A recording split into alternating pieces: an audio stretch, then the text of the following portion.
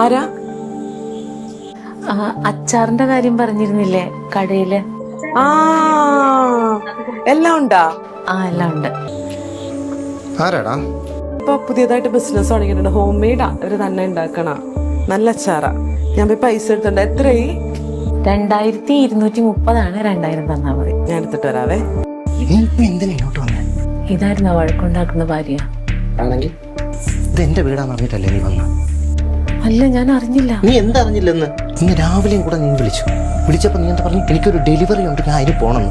നീ ഇത് എന്റെ വീടാന്ന് അറിഞ്ഞിട്ട് മനഃപൂർവ്വം വന്നതാണ് കൊച്ചു. എന്റെ ജീവൻ നശിപ്പിക്കുകയാണോ നിന്റെ ഉദ്ദേശം? നടക്കത്തില്ല കൊച്ചു. എന്തൊക്കെ പറഞ്ഞു കഴിഞ്ഞാൽ എനിക്ക് എന്റെ ഫാമിലിയെക്കാളും വലുതൊന്നുമില്ല. മനസ്സിലായല്ലോ? ഞാൻ അവളും തമ്മിൽ പല പ്രശ്നങ്ങളും കാണും, ഞങ്ങളത് പറഞ്ഞ് തീർക്കുകയും ചെയ്യും. അതിൻ്റെ ഇടയിൽ കൂടെ നീ കയറി വരാൻ നിൽക്കല്ലേ. ഇത് മനഃപൂർവ്വം നീ ചെയ്തതാണ്, എനിക്ക് ഉറപ്പാണ് കൊച്ചു.